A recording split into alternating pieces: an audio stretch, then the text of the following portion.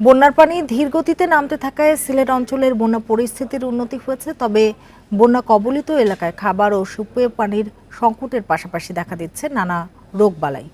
এদিকে দেশের উত্তরাঞ্চলে নদ নদীর পানি কমে গেলেও নদী ভাঙ্গন অব্যাহত রয়েছে। উজানের ঢল ও বৃষ্টি কমায় সিলেটের বন্যা পরিস্থিতির উন্নতি হচ্ছে। সবগুলো উপজেলায় পানি নামতে শুরু করায় নিজ নিজ বসতবাড়িতে ফিরছে আশ্রয়কেন্দ্রের মানুষ। ভুক্তভোগীরা বলছেন, বন্যার কারণে খাদ্য ও সুপেয় পানির অভাবের পাশাপাশি দেখা দিচ্ছে নানা রোগবালাই। এতে বাড়ছে ভোগান্তি। পানি তো ভাই কমছে, এখন ঠিক আছে। এখন অসুখটা বেশি আর কি, জ্বর, খাজলি, কাশি, সর্দি এসব কিছু বেশি। মৌলভীবাজারের কুলাউড়া, জুড়ি ও বড়লেখার বিস্তীর্ণ এলাকা এক সপ্তাহেরও বেশি সময় ধরে পানির নিচে। এ কারণে প্রকট হয়েছে স্যানিটেশন সমস্যা ও বিশুদ্ধ পানির সংকট। 2টা গরু, একটা কুকুর এই বস্তা ছিল, এগুলো আমি অনেক দূরে নিয়ে দিয়েছি। টানা আস্তে আস্তে পাউঠাও গা হয়ে গেছে, ওষুধ বটি তো কিছুই নাই।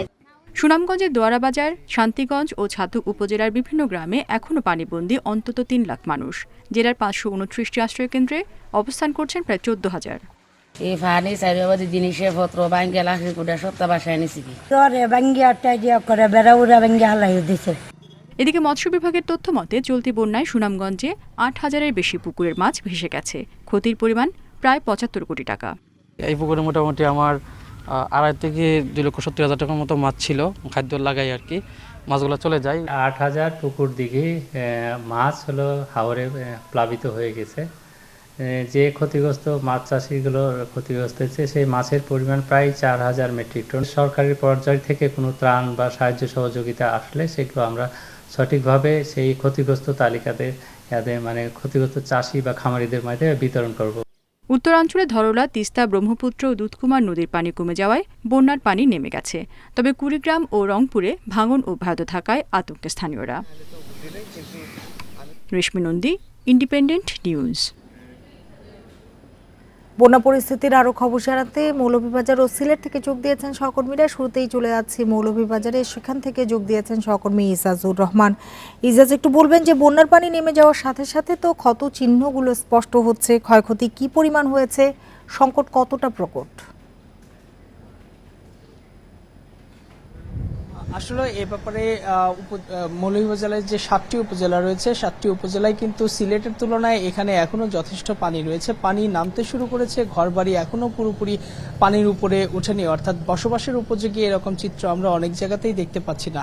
এই অবস্থায় প্রশাসন যেটি বলছে সেটি হচ্ছে যে বন্যার পানি পুরোপুরি নেমে যাওয়ার পরে তারা ক্ষয়ক্ষতি নিরূপণ করতে পারবেন। প্রাথমিকভাবে যে ধারণাগুলো করা হচ্ছে তাতে প্রাণী সম্পদ এবং মাছের ক্ষেত্রে যথেষ্ট ক্ষতি হয়েছে এবং অন্যান্য জায়গাগুলোতে প্রত্যেকটা জায়গাতেই মানুষ আর্থিকভাবে ক্ষতিগ্রস্ত হয়েছে, কিন্তু বন্যার পানি পুরোপুরি নেমে যাওয়ার পরে এটি নিরূপণ করা হবে। এবং আমি এই মুহূর্তে রয়েছি জুড়ি উপজেলায়, মৌলভীবাজারের একটি উপজেলা, যে 3টি উপজেলা সবচেয়ে বেশি ক্ষতিগ্রস্ত, তার মধ্যে একটি উপজেলা জুড়ি। এবং এই জুড়ি উপজেলার যে জুড়ি থানার সামনে দেখতে পাচ্ছি যে পানি রয়েছে। এটি থানার সামনের যে মূল সড়ক, যেটি মৌলভীবাজারের সঙ্গে যে কানেক্টিং সড়ক কুলাউড়া, জুড়ি এবং বড়লেখার যে সড়কটি, সেই সড়কে কিন্তু পানির নিচে ছিল, প্রায় হাঁটি সমান পানির নিচে ছিল। এবং এই জুড়ি উপজেলার যেরকম চিত্র দেখতে পাচ্ছেন, একই রকম কিন্তু আমরা কলাউড়া উপজেলাতেও দেখেছি। সেখানে স্বাস্থ্য হাসপাতাল পানির নিচে ছিল, উপজেলার যে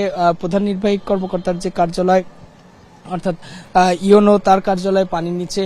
এরকম সরকারি সব স্থাপনায়, অর্থাৎ পুরো উপজেলায় কিন্তু এরকম পানির নিচে ছিল, যার কারণে এখানে অনেক বেশি সমস্যার সম্মুখীন হয়েছে। এবং এই যে জুড়ি উপজেলা, সেই উপজেলার 6টি ইউনিয়নে প্রায় 50,000 মানুষ পানিবন্দী।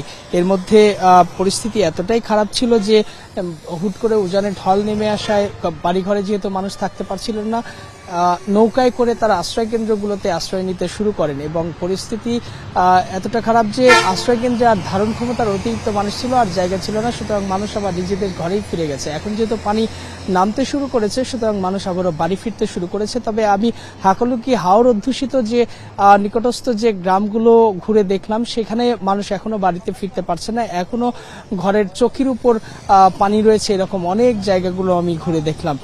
সুতরাং পানি যেহেতু দেখলাম যে বন্যার পানি কিন্তু ধীরে ধীরে নামছে এবং জলাবদ্ধ থাকছে বেশি দিন ধরে, যেটি এর আগে কখনো হয়নি। এর কারণ কি? এর কারণ বিশেষজ্ঞরা যেটি বলছেন যে 2022 সালের আগে সর্বশেষ যে বন্যাটি হয়েছিল 98 বন্যা বা 2004 সালে যে বন্যাটি হয়েছিল সেইখানে পানি নেমে আপনি জানেন যে আমরা যেহেতু ভাটির দেশ, সুতরাং সিলেট, সুনামগঞ্জ বা মৌলভীবাজারে এখানে ভারতের চেরাপুঞ্জি, মেঘালয় এবং আসাম থেকে যে পানিগুলো নেমে আসে সেই পানিগুলো নেমে সুরমা, কুশিয়ারা, ধলু, মোনাই সহ বিভিন্ন নদ নদী দিয়ে দ্রুত প্রবাহিত হয়। কিন্তু বিশেষজ্ঞরা বলছেন যে জলবায়ু পরিবর্তনজনিত কারণে এই অঞ্চলগুলোতে যেভাবে আগে বৃষ্টিপাত হতো, যেমন সেখানে চেরাপুঞ্জির যে গড় বৃষ্টিপাত ছিল বছরে প্রায় 12,000 মিলিলিটার, সেখানে শুধু জুন মাসেই বৃষ্টিপাত হচ্ছে 5,000 মিলিলিটার, অর্থাৎ অতি বৃষ্টি হচ্ছে খুব অল্প সময়ের মধ্যে। এই অতিবৃষ্টির ধারণ ক্ষমতা কিন্তু বাংলাদেশের নদ নদীগুলোর নেই। এবং একই সঙ্গে মেঘালয়ের ওই পাহাড়গুলোতে যেভাবে পাহাড় কাটা হচ্ছে এবং যেভাবে বনভূমি ধ্বংস করা হচ্ছে, তাতে বিপুল পরিমাণ পলি এখানে এসে জমা হয়। এবং সিলেট অঞ্চলেও কিন্তু অনেক ছোট বড় টিলা সেগুলো কেটে ফেলা হয়েছে। এই পলিগুলো নদীতে যে নদীর যে ধারণ ক্ষমতা, অর্থাৎ গড় বৃষ্টিপাতটা বেড়ে গেছে। ইজাজ, আপনি থাকুন আমাদের সাথে, এবার চলে যেতে চাই সিলেটে। সেখান থেকে যোগ দিয়েছেন আমাদের আরেক সহকর্মী মঞ্জুর আহমেদ। মঞ্জুর, সিলেটে তো বন্যা পরিস্থিতির উন্নতি হয়েছে, কি ধরনের সংকটগুলো সামনে আসছে? আর যে ঘরবাড়িগুলোতে পানি উঠেছিল বা তলিয়েছিল সেগুলো কি এখন বসবাসের উপযোগী কিনা?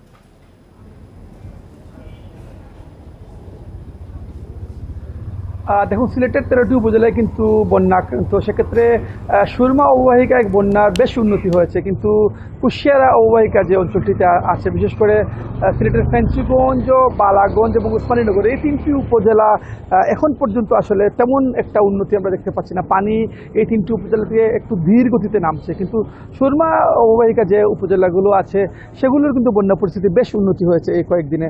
কারণ আপনি জানেন যে বৃষ্টিপাত হচ্ছে না, সিলেটেও বৃষ্টিপাত হচ্ছে না, উজানে চেরাপুঞ্জিতে ভারতের মেঘালয়েও কিন্তু বৃষ্টিপাত হচ্ছে না। সেক্ষেত্রে বন্যার কিন্তু উন্নতি হচ্ছে। এখন আসলে যে সংকটটি দেখা দিচ্ছে, নতুন করে বন্যার পানি নেমে যাওয়ার সাথে সাথে যারা আশ্রয় কেন্দ্রে ছিলেন বেশিরভাগই কিন্তু আশ্রয় কেন্দ্র থেকে বাড়িঘরে ফিরতে শুরু করেছেন, কিন্তু বাড়িঘরের অবস্থা কিন্তু বন্যার যে ক্ষতচিহ্ন রেখে গেছে বন্যা, অনেকের বাড়িঘরের উপযোগী না। আপনি যেটা বলছিলেন, অনেকের কিন্তু পুনর্বাসন দরকার। এই মুহূর্তে আসলে জেলা প্রশাসনও আসলে পুনর্বাসনের দিকে এগুতে পারছে না। কারণ হচ্ছে যে কিছু এলাকায় পানি কমছে, আবার কিছু এলাকায় পানি দীর্ঘগতিতে কমছে। তারা আসলে বন্যার ক্ষয়ক্ষতি নিরূপণ করতে আরও কিছুটা সময় লাগবে, তারপরে হয়তো তারা পুনর্বাসনের জন্য বরাদ্দ পাবেন, বরাদ্দ দেবেন। সেক্ষেত্রে আসলে বন্যার্থ যারা আছেন, যারা ক্ষতিগ্রস্ত হয়েছেন, তারা কিন্তু এখন নিজ উদ্যোগেই ঘরে যাচ্ছেন, নিজ উদ্যোগেই চেষ্টা করছেন তাদের মাথা গুজার যে ঠাইটুকু তারা নিজেদের মধ্যে করে মেরামত করে নিতে। এই অবস্থায় কিন্তু সিলেট জেলার প্রায় 8 লাখ মানুষ এই মুহূর্তে পানিবন্দী অবস্থায় ছিলেন, বন্যায় ক্ষতিগ্রস্ত হয়েছেন। তো তাদের আসলে বড় ধরনের একটা পুনর্বাসন দরকার। আপনি জানেন যে এই মৌসুমেই কিন্তু দ্বিতীয় দফায় বন্যা হয়েছে সিলেটে। প্রথম দফায় প্রায় 7-8 দিন বন্যা আক্রান্ত ছিল, এবং দ্বিতীয় দফায় এখন পর্যন্ত প্রায় 7 থেকে 10 দিনের মতো চলছে বন্যা আক্রান্ত মানুষ। তো বারবার কিন্তু মানুষ আক্রান্ত হচ্ছে, বারবার মানুষ ক্ষতিগ্রস্ত হচ্ছে। এই অবস্থায় কিন্তু মানুষ আসলে এই যে বন্যা, হঠাৎ করে প্রাকৃতিক দুর্যোগের সাথে মোকাবেলা করতে তাদের অনেকটা বেগ পেতে হচ্ছে। আর সিলেটের জেলা প্রশাসন পক্ষ থেকে আমরা দেখেছি যে বন্যা আক্রান্ত যারা আছেন তাদের জন্য তারা সবসময় সাহায্য সহযোগিতা করছেন, কিন্তু এই সাহায্য সহযোগিতা কিন্তু যারা আক্রান্ত তাদের যেটুকু দেওয়া হচ্ছে এগুলো একেবারেই কিন্তু অপ্রতুল। যে পরিমাণ মানুষ আক্রান্ত, যে পরিমাণ বরাদ্দ, এগুলো কিন্তু বাস্তবতার সাথে অনেকটাই অমিল রয়েছে। তো সব মিলিয়ে যদি বলি যে এখনকার অবস্থা, বন্যা পানি নেমে যাচ্ছে, রোগব্যাধিতে মানুষ আক্রান্ত হচ্ছে, বাসাবাড়িতে ফিরছে মানুষ, বাসাবাড়ি মানুষের ভাঙাচোরা অবস্থা, সব মিলিয়ে মানুষের অবস্থা আসলে খুব একটা ভালো নেই সিলেটের মানুষ। বুঝতে পেরেছি। মৌলভীবাজার ও সিলেট থেকে বন্যা পরিস্থিতি নিয়ে জানাচ্ছিলেন সহকর্মীরা।